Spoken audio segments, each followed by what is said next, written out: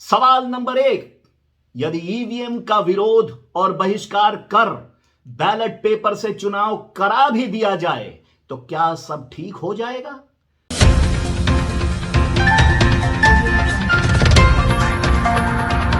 क्या चुनाव में ईवीएम की जगह बैलेट पेपर द्वारा चुनाव कराने से वोटों की हेराफेरी खत्म हो सकती है? क्या बैलेट पेपर से चुनाव होने पर सही उम्मीदवार चुने जा सकते हैं? दोस्तों, 18वीं लोकसभा 2024 का चुनाव बिल्कुल करीब आ गया है।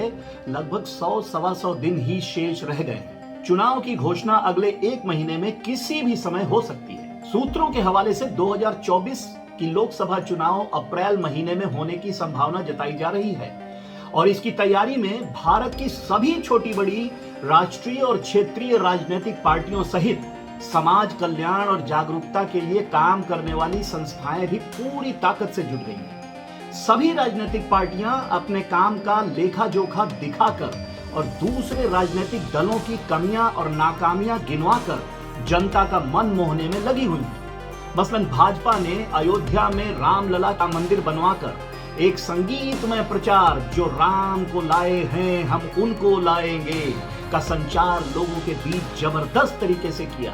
जो राम को लाए हैं हम उनको लाएंगे, जो राम को लाए हैं हम उनको लाएंगे, सारी दुनिया भर में भगवा लहराएंगे। चलो संदेशा आया है, राम जी ने बुलाया है। चलो संदेशा आया है, राम जी ने बुलाया है। हालांकि मंदिर में रामलला की प्राण प्रतिष्ठा का मामला अनेक विवादों से घिरा रहा। मुख्य यजमान पर और मुहूर्त को लेकर भी अनेकों सवाल उठे, पर बावजूद इसके मंदिर में रामलला की प्राण प्रतिष्ठा कर दी गई। सदियों की प्रतीक्षा के बाद हमारे राम आ गए।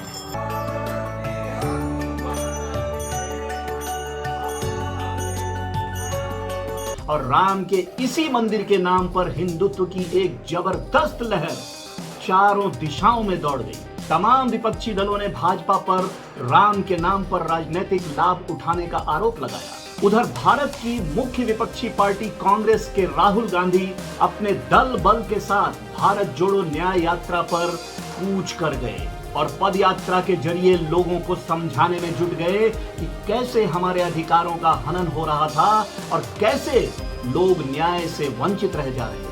वहीं ईवीएम से चुनाव में वोटों की हेराफेरी को लेकर आम जनता में भी और सिविल सोसाइटीज में भी जबरदस्त विरोध के स्वर उठने लगे।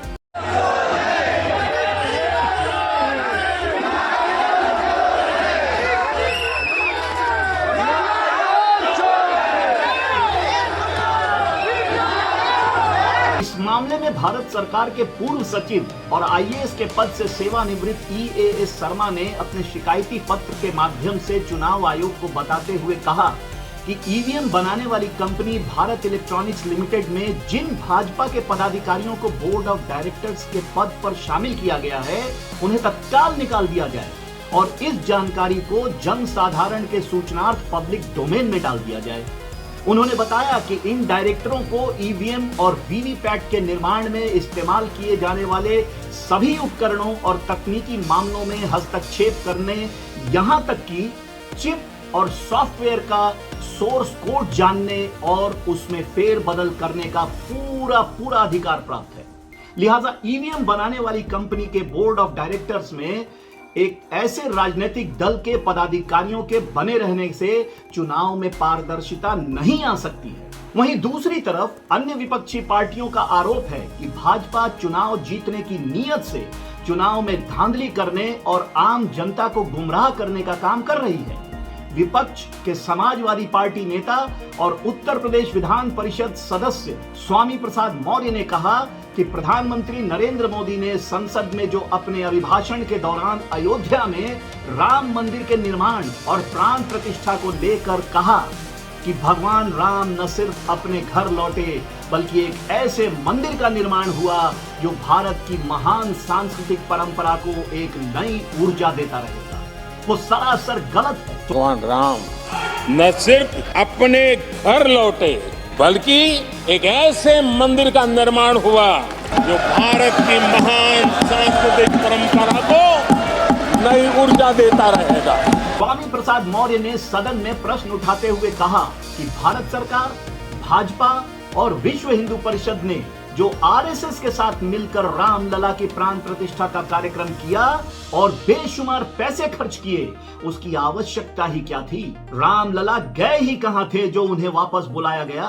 हम सभी तो हमेशा से राम की पूजा करते आए हैं। क्या रामलला निर्जीव हो गए थे जो उनकी प्राण प्रतिष्ठा करनी पड़ी? सुनिए स्वामी प्रसाद मौर्य का क्या कहना है इस मामले में। बड़ी वाहवाही लूटी गई है रामलला प्राण प्रतिष्ठा का। ऐसा लगता है जैसे भारतीय जनता पार्टी की सरकार के पहले रामलला थे ही नहीं। एक और कहा जाता है कि देश के करोड़ों करोड़ों आराध्य के भगवान है श्री राम, और भारतीय जनता पार्टी उन करोड़ों करोड़ों लोगों की भावनाओं को आहत कर ऐसा ड्रामा कर रही है कि जैसा कि लगता है कि राम को हम लाए हैं, जबकि ये जगविदित है, ये पूरे संसार सब मालूम है। हजारों साल से राम की यहाँ पर पूजा होती चली आ रही है, और जब राम की हजारों साल से पूजा चली आ रही है तो उसमें प्राण प्रतिष्ठा का प्रश्न कहां से उठता है? प्राण प्रतिष्ठा वो तो भारतीय जनता पार्टी का कार्यक्रम था। वहां देश के सारे श्रद्धालु, भगवान राम को मानने वाले सारे के सारे करोड़ों करोड़ लोगों को वहां रोक दिया गया था। आयोजक भी भारतीय जनता पार्टी, मुख्य अतिथि भी भारतीय जनता पार्टी, व्यवस्था करने वाले विश्व हिंदू परिषद, आरएसएस, इन तीन के अलावा कौन था?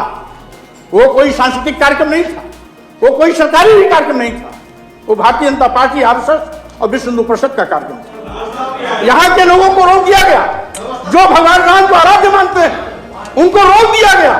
जब रामलला हजारों साल से पूजे जा रहे हैं तो अरबों खरबों रुपया खर्च करके दोबारा प्राण प्रतिष्ठा करने का औचित्य क्या था? प्राण प्रतिष्ठा कहां से आ गया? आप उस रामलला को जो छावनी में थे उनको ले जाके वहां स्थापित करना चाहिए। प्राण प्रतिष्ठा कहां से आ गया? जो पहले से पूजा जा रहा है उसको प्राण प्रतिष्ठा कहां से? क्या राम निर्जीव हो गए थे? आप ये साबित करना चाहते हैं कि भगवान रामलला निर्जीव हो गए थे, निष्पाप हो गए थे? चुनाव को लेकर प्रधानमंत्री मोदी ने संसद में अपने अभिभाषण के दौरान कहा कि भारत की जनता ने अभूतपूर्व समर्थन देकर हाल ही में 4 राज्यों में हुए चुनावों में भाजपा को ऐतिहासिक जीत दिलाई है। उन्होंने कहा कि भाजपा को भारत की जनता का पूरा आशीर्वाद प्राप्त है, इसलिए लोकसभा चुनाव में अब की बार भाजपा 400 सीटों से भी ज्यादा पर अपनी जीत दर्ज कराएगी। अब हमारी सरकार का तीसरा कार्यकाल भी बहुत दूर नहीं है, ज्यादा से ज्यादा 100-125 दिन बाकी है, और अब की बार पूरा देश कह रहा है, अब की बार खड़गे जी भी कह रहे हैं। वहीं आम आदमी पार्टी के नेता और दिल्ली सरकार के पूर्व मंत्री राजेंद्र पाल गौतम ने कहा कि ऐसा कहकर जनता के बीच एक परसेप्शन बनाने की कोशिश कर रहे हैं प्रधानमंत्री मोदी। मोदी जी कह रहे हैं अब की बार 400 पार, अब की बार 400 पार। किस बात का 400 पार? परसेप्शन बना रहे हैं। ये धर्म की राजनीति कर रहे हैं, नफरत की राजनीति कर रहे हैं। बैलेट पेपर से चुनाव करा के दिखाओ तो जाने। उन्होंने कहा कि ईवीएम की जगह बैलेट पेपर से चुनाव कराया गया तो असलियत सामने आ जाएगी। उन्होंने हाल ही में हुए चंडीगढ़ के मेयर चुनाव में जो धांधली हुई थी उसका हवाला देते हुए कहा कि लोगों ने अच्छी तरह देखा था कि कैसे चुनाव अधिकारी ने बैलेट पेपर के साथ खिलवाड़ कर उसे निरस्त कर दिया और भाजपा के उम्मीदवार को मेयर घोषित कर कुर्सी पर बैठा दिया। ये धर्म की राजनीति कर रहे हैं, नफरत की राजनीति कर रहे हैं। बैलेट पेपर से चुनाव करा के दिखाओ तो जाने। देखा था हमने मेयर के चुनाव में चंडीगढ़ में किस तरह आपके प्रिजाइडिंग ऑफिसर अनिल मसीह निगम पार्षदों की वोट की चोरी करके, इनवैलिड डिक्लेयर करके 20 के मुकाबले 16 वोट की भारतीय जनता पार्टी के प्रत्याशी को मेयर बना रहे हो। इसी तरह फिर से 400 पार का सपना दिखा रहे हो। आपको बता दूं कि चंडीगढ़ मेयर के चुनाव में प्रिसाइडिंग ऑफिसर अनिल मसीह ने भाजपा के उम्मीदवार को विजयी घोषित कर उन्हें चंडीगढ़ के मेयर सीट पर बैठा दिया था, जो कृत्य बाद में कथित तौर पर विवादों के घेरे में आ गया, जिस पर भारत की सुप्रीम कोर्ट ने भी सोशल मीडिया पर वायरल वीडियो देखकर गंभीर प्रतिक्रिया देते हुए कहा कि हम प्रिसाइडिंग ऑफिसर की हरकतों को देख रहे हैं कि कैसे बार बार कैमरे में देखकर बैलेट पेपर से छेड़छाड़ कर रहे थे। सुप्रीम कोर्ट ने इसे भारत में लोकतंत्र की हत्या तक बताया और कहा कि ऐसे अधिकारी पर मुकदमा दर्ज हो जाना चाहिए। देखिए लाइव लॉ की ये रिपोर्ट। पीठासीन अधिकारी के बर्ताव को देखकर कोर्ट स्तब्ध है। चुनाव कराने का क्या ये तरीका होता है? ये लोकतंत्र का मजाक है, ये लोकतंत्र की हत्या है। इस आदमी पर मुकदमा चलना चाहिए। इस आदमी ने मतपत्रों को विरूपित किया है। इस आदमी को पता होना चाहिए कि सुप्रीम कोर्ट उसको देख रहा है। हम लोकतंत्र की इस प्रकार हत्या होने की इजाजत नहीं दे सकते। चुनाव प्रक्रिया की शुद्धता इस देश की स्थिरता का मुख्य कारण है। वहीं देश में सिविल सोसाइटीज समाज को जागरूक करने में अपनी पूरी ताकत के साथ जुटी हुई है। इनका मानना है कि ईवीएम मशीनों से छेड़छाड़ कर वोटों को अपनी तरफ किया जा सकता है।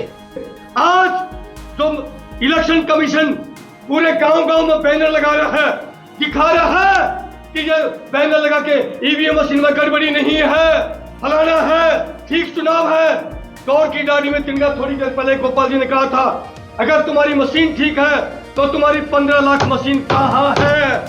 वो 15 लाख हमें मशीन दिखाओ, तुम दिखाओ तुम्हारी मशीनें कितनी आई है।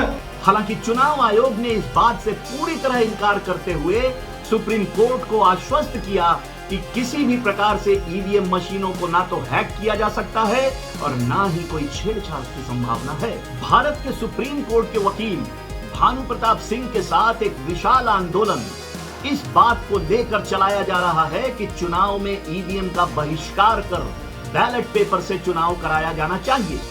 हजारों की तादाद में वकील इस मुहिम के साथ जुड़े हुए हैं।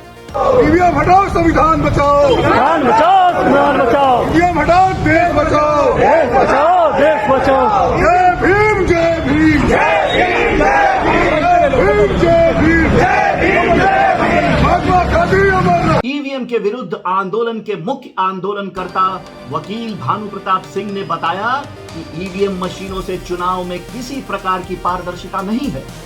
तुम्हें भरोसा है? तुम बता सकते हो कि ईवीएम कैसे काम करती है? ईवीएम मशीन की तकनीक क्या है? उसमें पारदर्शिता नजर आती है क्या? कहीं नहीं आती ना। बताओ आप, पारदर्शिता नजर आती है? बोलो ना सरकार की बात यार, तुम कह रहे हो ना, तुम्हें पारदर्शिता उसमें नजर आती है क्या? 2024 का चुनाव हम ईवीएम से नहीं होने देंगे। इसलिए ईवीएम को हटाने के लिए हम आंदोलन को तेज कर पूरे देश में इसे फैला देंगे। बिहार तो भाई क्रांति की भूमि है। जेपी आंदोलन वहीं से चला। वो जो वहां का मैदान है, गांधी मैदान है, वहीं से तो जबरदस्त होगा। आप देखिए बिहार में एक तूफान उठेगा। बिहार से मैं आपको लिख के दे रहा हूं, मुझे मालूम है किस तरह से लोगों के वहां से लगातार फोन आ रहे हैं। तो बिहार भी हमारी उसमें है और बाकी जगह भी हमारी लिस्ट में है। आंदोलनकारियों का मानना है कि ईवीएम मशीन से सही उम्मीदवार का चयन संभव नहीं है, क्योंकि इसके साथ छेड़छाड़ कर पसंदीदा उम्मीदवार का चयन किया जा सकता है। का पूरा इंसिडेंस आपके सामने है। कल जबरदस्त बवाल मचा। कल के बवाल को बताऊं आपसे, लेकिन उसके पहले जंतर मंतर पर भी आज इसको लेकर हजारों लोगों ने प्रदर्शन किया। ईवीएम को लेकर, उसकी विश्वसनीयता को लेकर, छेड़छाड़ को लेकर, जो चिप डाली जाती है उसकी हाईजैकिंग को लेकर। ये तस्वीरें आपके सामने जंतर मंतर की। आंदोलन दिन प्रतिदिन बढ़ता जा रहा है और देश के अलग अलग राज्यों में तेज गति से पैर पसारता नजर आ रहा है। लोगों को दिखाओ, मेरे कहने की जरूरत नहीं है। हर पल इस पर फोन आ रहे हैं। लोगों का रेस्पॉन्स इतना जबरदस्त है।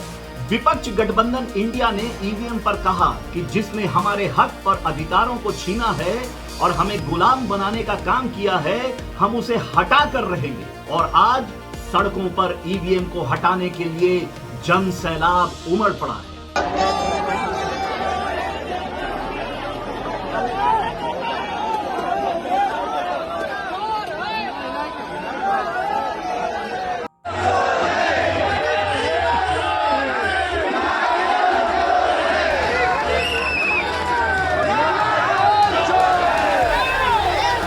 सुप्रीम कोर्ट, वकील और ईवीएम हटाओ आंदोलन चलाने वाले भानु प्रताप सिंह ने बताया कि चुनाव जीतने के लिए वोटर लिस्ट पे भी लोगों के नाम मिटा दिए जा रहे हैं। सो पुरानी विधानसभा में जो सेंट्रल डिस्ट्रिक्ट में पड़ती है, इलेक्टोरल जो मिले 3,83,271। वेरीफाई कितने का किया? 3,83,271 सबको वेरीफाई कर लिया। शिफ्ट कितने हुए? 574। और मर कितने गए? 0, कोई नहीं मरा। और दोनों मिला के कितने हो गए? 574। तो वोट कितनी कटनी चाहिए थी? 574। काटी कितनी गई? 285। बनारस जिले में वो है 30,30,426। जो सर्वे कराया गया डोर टू डोर, जैसा वो इलेक्शन कमीशन बता रहा है, वो है 30,30,426। यानी हर वोटर का उन्होंने डोर टू डोर सर्वे करा लिया। उसके बाद में जो मर गए हैं बोलो, वो मर गए हैं, इलेक्शन कमीशन बताता है 1182 मर गए। बनारस की बात बता रहा हूं मैं। इसके अलावा जो शिफ्टेड है, यहां से छोड़ के कहीं और चले गए, उनकी संख्या है 3,285। तो वोट कौन से कटने चाहिए थे? जो मर गए और जो वहां से छोड़ के चले गए, शिफ्ट हो गए, यही तो वोट कटने चाहिए थे वोटर लिस्ट में से। वोट कटी कितनी? अब ये मजेदार आंकड़ा। इनके हिसाब से जो वोट कटनी चाहिए थी, जो मरे हुए की शिफ्टेड की है, वो 5,388। ये टोटल वोट कटनी थी। तो 5,388 की बजाय वोट कितनी काटी? 55,545 वोटें काट दी गई। यानी चुनाव में गड़बड़ी वोटर लिस्ट में भी फेरबदल करके भी किया जा सकता है। दोस्तों, जैसा कि मैं लंबे समय से कहता आ रहा हूं कि आंदोलन, धरना, प्रदर्शन और रैली लोकतंत्र का एक बड़ा ही शक्तिशाली हथियार है, जिससे बड़े बड़े राजनीतिक मसले हल किए जा सकते हैं। और शायद काफी लंबे अरसे के बाद ईवीएम हटाने को लेकर जन सैलाब देखने को मिला। निश्चित तौर पर यह एक सराहनीय कदम है, जिसकी लोकतंत्र को सेहतमंद और जिंदा रखने में अहम भूमिका है। लेकिन आंदोलन यदि सही दिशा में हो तो जीत निश्चित तय होती है। परंतु यहां कुछ ऐसे सवाल हैं जिनका जवाब यदि न मिले तो आंदोलन का लाभ नहीं भी मिल सकता है। सवाल नंबर 1, यदि ईवीएम का विरोध और बहिष्कार कर बैलेट पेपर से चुनाव करा भी दिया जाए तो क्या सब ठीक हो जाएगा? मुझे लगता है नहीं।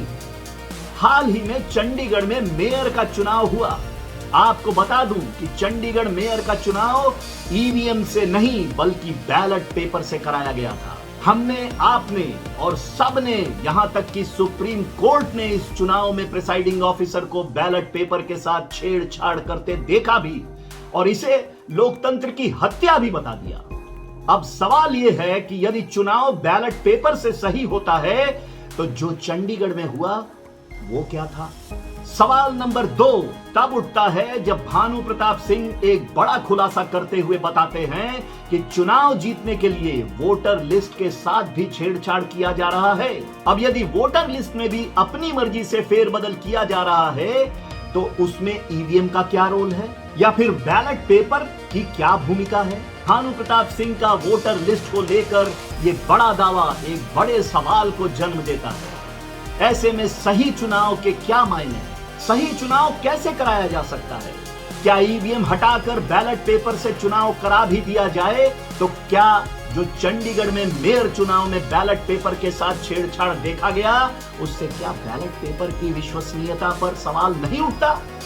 और यदि बैलेट पेपर से हम चुनाव में पारदर्शिता सुनिश्चित कर लेते हैं तो फिर जो वोटर लिस्ट के साथ छेड़छाड़ और गड़बड़ी की जा रही है उसका क्या? और सबसे अहम मुद्दा ये कि सब ठीक हो भी जाए तो क्या चुनाव आयोग चुनाव का संचालन पूरी ईमानदारी और पारदर्शिता के साथ कर रहा है? चुनाव आयोग की विश्वसनीयता पर भी लोग प्रश्न उठा रहे हैं। सुप्रीम कोर्ट के चीफ जस्टिस को चुनाव आयुक्तों की नियुक्ति में न रखना ही अपने आप में एक बड़ा प्रश्न है। जब चुनाव आयुक्त की नियुक्ति में सरकार के ही सारे लोग शामिल होंगे तो फिर कैसे पारदर्शिता सुनिश्चित की जा सकती है?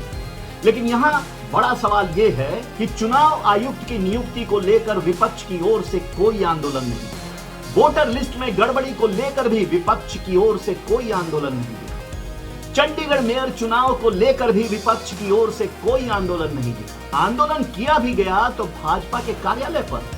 फिर वही गलत दिशा, चुनाव तो सरकार कराती है, उसमें भाजपा का क्या रोल? आपने भाजपा कार्यालय पर धरना प्रदर्शन किया ही क्यों? भाजपा के लोगों ने तो एक जुर्म किया था और इसलिए उनके खिलाफ पुलिस कंप्लेन बनता था, ना कि धरना प्रदर्शन। और फिर ईवीएम हटाने के लिए भी विपक्ष बोलता जरूर है, पर धरना में शामिल नहीं दिखता। यह एक गंभीर मसला है और ईवीएम हटाने को लेकर जो आंदोलन किया जा रहा है उसे सही गति देने और सही अंजाम तक पहुंचाने के लिए सही दिशा में कूच करना जरूरी हो जाता है और वहीं विपक्ष का भी साथ जुड़कर उसे गति देने की भी जरूरत होती है, जो शायद दिख नहीं रही। आशा करता हूं कि जल्द ही विपक्ष भी इसमें साथ जुड़ेगा। अब वक्त है आपसे विदा लेने का। बहुत जल्द हाजिर होऊंगा कुछ और नई और सच्ची खबरों के साथ। तब तक के लिए देखते रहिए the DN news. Good night, शुभ रात्रि, शब ब खैर।